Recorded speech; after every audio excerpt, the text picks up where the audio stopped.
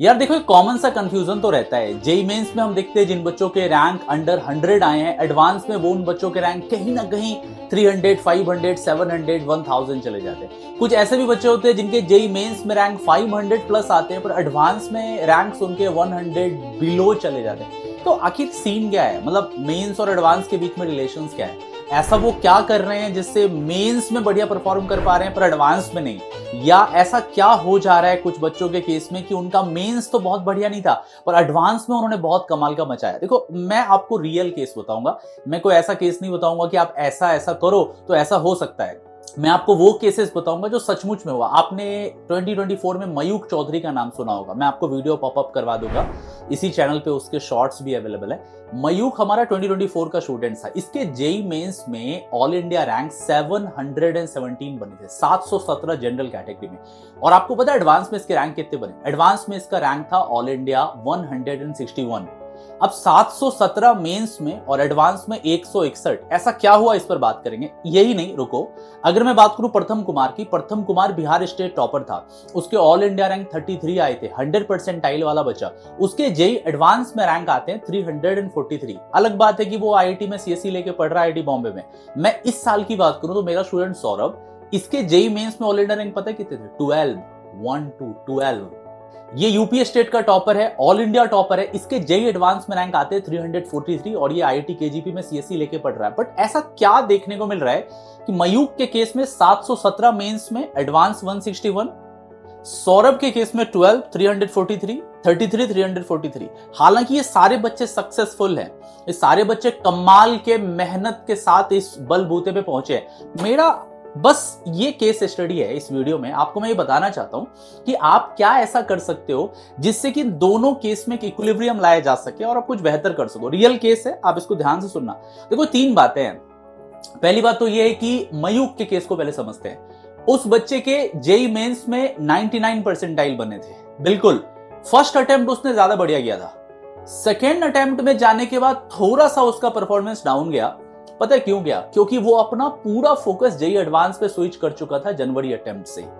मतलब उसका goal clear था कि मेरे को बस उतने परसेंटाइल ले आने हैं जिससे मैं एडवांस पे फोकस हो सकूं 100%। उसके लिए अप्रैल बहुत ज्यादा मायने नहीं रखता था, बस वो फॉर्मेलिटी थी। और यही एक इंपॉर्टेंट स्टेप उस बच्चे को 717 से 161 जेई एडवांस पे लेके आया। तुम समझ रहे हो? अब जनरली क्या होता है, बच्चा जनवरी में जब बढ़िया कर लेता है अभी भी वो मेंस की तरफ इंक्लाइन रहता है कहीं ना कहीं पार्शियली।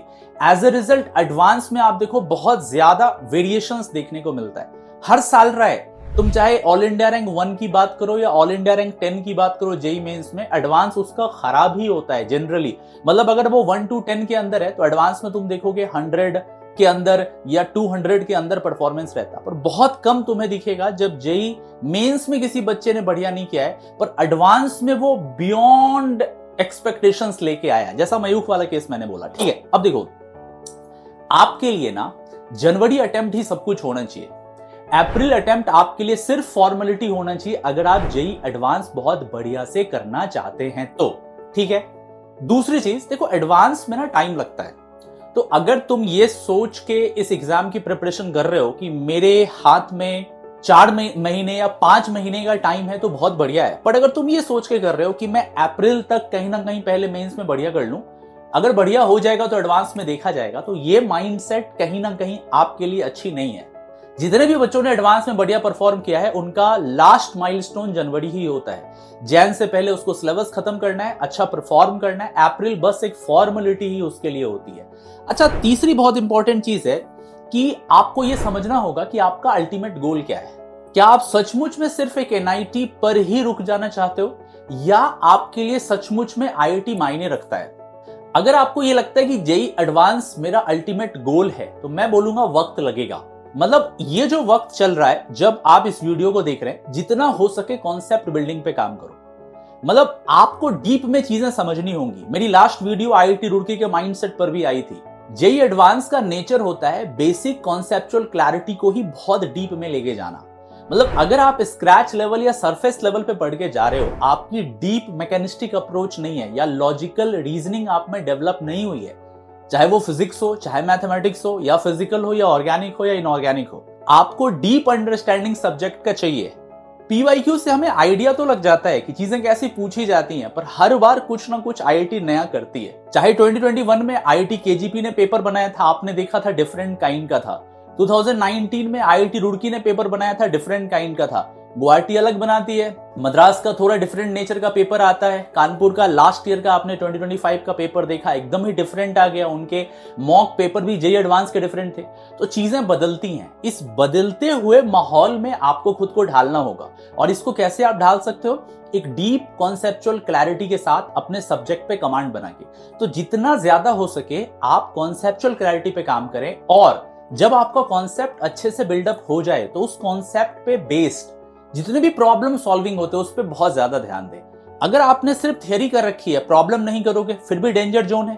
और खाली प्रॉब्लम कर रहे हो, कॉन्सेप्ट्स अच्छे से बिल्डअप नहीं। अगर आपको लगता है कि मैं एचसी वर्मा कर लूं तो मेरे से पूरे फिजिक्स बनने लगेंगे, ये एक रॉन्ग अप्रोच है। या आपको लगता है कि मैं एमएस चौहान सर की बुक कर लूं तो मेरे से ऑर्गेनिक के सारे क्वेश्चंस बन जाएंगे, ये भी एक रॉन्ग अप्रोच है। अगर आप किसी भी अच्छी बुक को करते हैं तो उस बुक को करने लायक एक concrete conceptual in depth clarity होना जरूरी है। ये कोई ऑप्शनल चीज नहीं है। तो जो चीजें मैंने आपको बताई इसका जरूर ध्यान रखें और इस पर काम करें। आपको मेरी बात समझ में आई? मैं क्या बोलने की कोशिश कर रहा हूं? तो अगर आपके मेंस में रैंक, मैं जनवरी की बात करूं, 500, 700, 1000 भी आते हैं तो आपको घबराने की जरूरत नहीं है। आप एडवांस में अंडर 100, अंडर 200 रैंक भी ला सकते हैं। या अगर आपके मेंस में रैंक अंडर 100 आ गए हैं तो आप ये सोच के ना चलेंगे एडवांस में भी अंडर 100 आएगा। एडवांस में हो सकता है आपको 500 के अंदर भी ना आए, हो सकता है आप 1000 के अंदर भी ना आए। तो गलतियों को नहीं करना है। तो मैंने मयूख को पढ़ाया है, सौरभ को पढ़ाया है, प्रथम को पढ़ाया है, सानवी को पढ़ाया है, अनन्या को पढ़ाया है, श्रुतार्शी त्रिपाठी को पढ़ाया, ना जाने कितने टॉपर्स को मैंने पढ़ा। श्रुतार्शी ने तो 9 एग्जाम क्लियर किए थे, 9 exams. I think 317 JEE advance में उस बच्चे का रैंक था। क्वेश्चंस में सिली मिस्टेक्स हो गया था, पार्शियल नंबर मिला था। अगर वो उसके सही होते तो अंडर 100 आ सकते थे। इसीलिए मैं बार बार बोलता हूं, मेहनत करनी है, मेहनत से पीछे नहीं हार माननी है। मतलब मेहनत करनी है, लगे रहना है। देखो, जब तक आप अपनी गलतियों पे काम नहीं करोगे, डीप अंडरस्टैंडिंग डेवलप नहीं करोगे, प्रॉब्लम सॉल्विंग स्किल्स को एनहांस नहीं करोगे, आपके अच्छे स्कोर नहीं आ सकते। जो भी मैंने इस वीडियो में आपको बोला ना, ये पूरा प्रैक्टिकल है, ये कोई थियरी नहीं है कि ये 5 पॉइंटर्स हैं आपको दिमाग में रखने हैं। मैंने इन बच्चों को पढ़ाया, सो मैंने इनको नजदीक से महसूस करा इन बच्चों ने क्या गलती करी थी, या इन बच्चों ने क्या बढ़िया किया था, या क्या और बेटर कर सकते थे, या इन बच्चों से क्या सीखने की जरूरत है। मैंने इन सब पे बात करी है, ठीक है। एक कॉमन चीज ये भी थी कि इन्होंने बैकलॉग क्रिएट कभी नहीं करा, रियल टाइम के साथ इन्होंने पढ़ाई करी। तो बैकलॉग्स के लिए हमारे पास 3 अलग अलग बैचेस हैं जो आपके लिए बैक ऑन द ट्रैक के लिए हमने लाए हैं। ये अगर आप 11th के स्टूडेंट हैं तो निम्बस आपके लिए है, अगर आप 12th के स्टूडेंट हैं तो नेक्सस है, और अगर आप ड्रॉपर्स वाले 2026 के हैं तो फिनिक्स है। तो ये जो बैच है खास तौर पर बैक ऑन ट्रैक के लिए, अगर किसी तरह से आपका बैकलॉग रह गया है तो आप 13 अगस्त से हमारे साथ BOT बैक ऑन ट्रैक में जुड़ सकते हैं। 8 दिनों तक ये चलेगा और 8 रुपीज इसका कॉस्ट रखा गया, 8 रुपीज। मतलब अगर आपका बैकलॉग हो गया और आप बैकलॉग को कवर करना चाहते हैं तो आपका बहुत बहुत स्वागत है। इन तीनों बैचेस में से मैं जिस बैच में पढ़ा रहा हूं आपको वो फिनिक्स बैच है, मतलब 2026 का ड्रॉपर बैच है। तो अगर आप 12th या ड्रॉपर के स्टूडेंट है जो इस साल एग्जाम देने वाले हो तो इस बैच में आ सकते हो। बड़ी कमाल का है, मजा ही आएगा। मैं जनरल ऑर्गेनिक केमिस्ट्री आपको डिटेल में पढ़ा रहा हूं, तो बैकलॉग नहीं रहने देना चाहिए, ये तो आपको पता ही है। लेट्स क्रैक इट, मचाते हैं, क्लास में मिलते हैं।